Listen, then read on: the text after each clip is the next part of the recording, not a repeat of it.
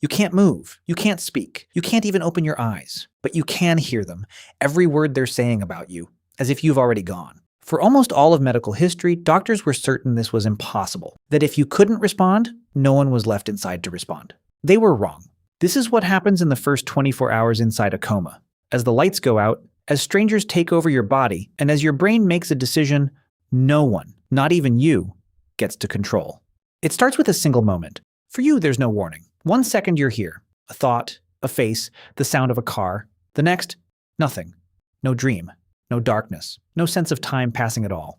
And this is the first thing almost nobody understands. A coma is not sleep. When you sleep, your brain runs cycles all night, dreaming, surfacing, sinking again. A sleeping brain is busy. A comatose brain has gone silent in a way sleep never allows.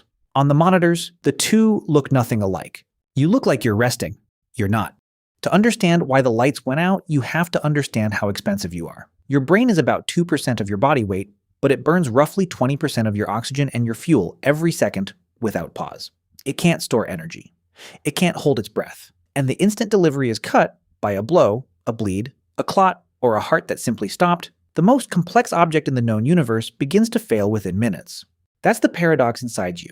The very thing that makes you conscious is also the thing least able to survive alone. Consciousness isn't free. It's the most fuel-hungry thing your body does. A coma is what happens when that bill can no longer be paid. Deep in your brainstem sits a small network called the reticular activating system, the switch for being awake at all. Damage it, or silence both halves of your cortex, and there is no dimmer. There is only off. Now the doors burst open and your body belongs to other people. In that first hour, a team does something strange to you. They press hard on your fingernail. They shout your name. They shine a light into each eye and watch the black center react. They're running a test published in 1974 by 2 neurosurgeons in Glasgow, Graham Teasdale and Brian Jennett, now used in almost every hospital on Earth. It's called the Glasgow Coma Scale, and it turns you into a number. Do your eyes open? Points. Do you make a sound? Points. Do you pull away from pain? Points. 15 means fully awake. The lowest score possible is 3, and 8 or below is the clinical line for coma.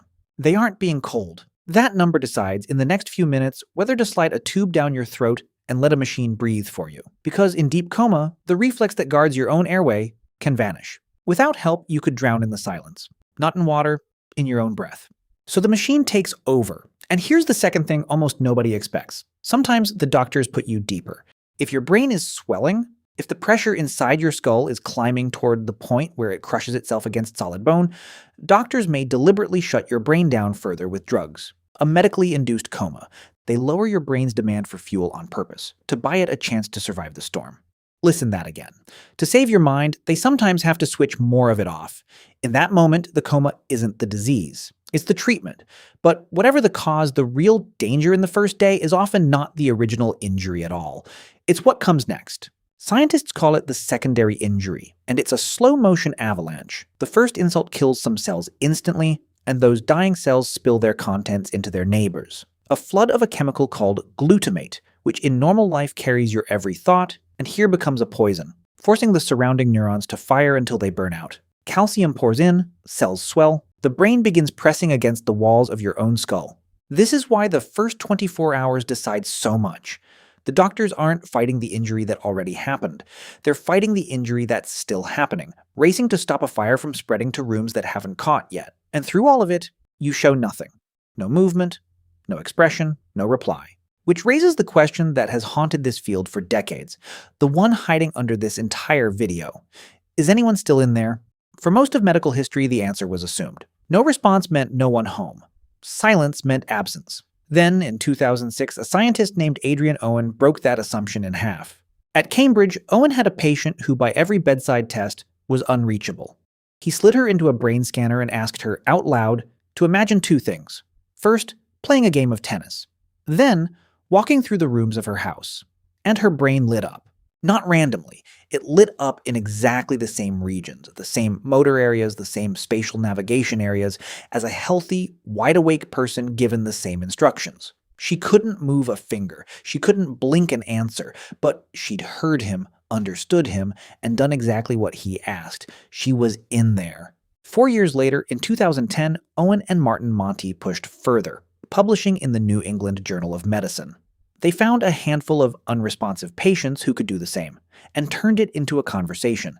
Imagine tennis for yes. Imagine your house for no. Then they asked one-man questions only he could know, about his own family, his own life. And a man the world had written off as empty answered, correctly, with nothing but the shape of his own thoughts. You might think this is vanishingly rare, but in 2019, researchers at Columbia, led by Jan Klassen, studied unresponsive patients in intensive care in the acute days right after a brain injury. Patients exactly like the one this video describes, in exactly this window. They fitted them with sensors and gave one simple command: keep opening and closing your hand. The hands never moved.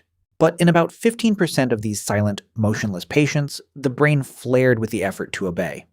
The hidden signal of a mind trying to answer through a body that had stopped listening. Roughly 1 in 7. Awake behind the curtain, and from the outside, no one could tell. There's a name for it now: cognitive motor dissociation, the mind and the body torn apart.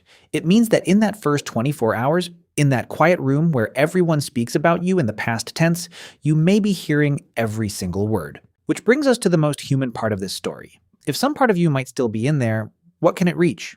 In 2020, researchers at the University of British Columbia went looking for the last sense to leave. They measured the brains of dying unresponsive people in their final hours, and found that even then, even at the very end, the brain was still registering sound, still marking the difference between one tone and the next long after every other sign of the person had faded. Hearing, it seems, may be the last door to close. This is why the nurses tell your family the same thing. Gently, over and over. Talk to them. Hold their hand and talk to them. Not as a comforting ritual, but because it may be landing. The voices, the apologies, the "I'm here." You may have no way to answer, but you may not be alone in there either. Now, the honest part, because this deserves honesty. This is not most comas. Cognitive motor dissociation is the frightening exception, not the rule. The majority of people in a deep coma truly are unaware, with no hidden experience underneath, and that, in its own way, is a mercy. A coma is also not the movie version. It rarely lasts for years. Usually within days to a couple of weeks, the brain chooses a direction, climbing back toward waking or sliding into another state entirely. Some surface and remember nothing at all, the entire day simply erased. Many recover, many do not, and no honest scientist can look at those first hours and say for certain which way any brain will go. We are only just learning to knock on the door, and to hear sometimes when something knocks back. And if the brain does lose this fight, if somewhere in those hours it finally begins to let go, it doesn't just dim like a lamp running out of oil. In 2013, and again years later in dying human patients, a scientist named Jimo Borjigan at the University of Michigan recorded something almost no one expected. In the moments after the heart stops, the brain doesn't fade quietly. It flares, a sudden surge of the fast, high-frequency activity we tie to vivid, conscious experience. A last storm of electricity, brighter than waking life, in a brain the world has already called gone. We don't know what that surge is. We may never know what it feels like from the inside. But it tells you something about the thing you are. You began this video as a person in a bed, silent, still, spoken about as if already absent. And beneath that stillness, in that first fragile day, there may be a whole world, hearing a voice, holding onto a name, reaching for the surface through a body that will not move. That's the secret the machines are still learning to read. Not that the quiet ones are gone, but that so often, impossibly, someone is still here. Human.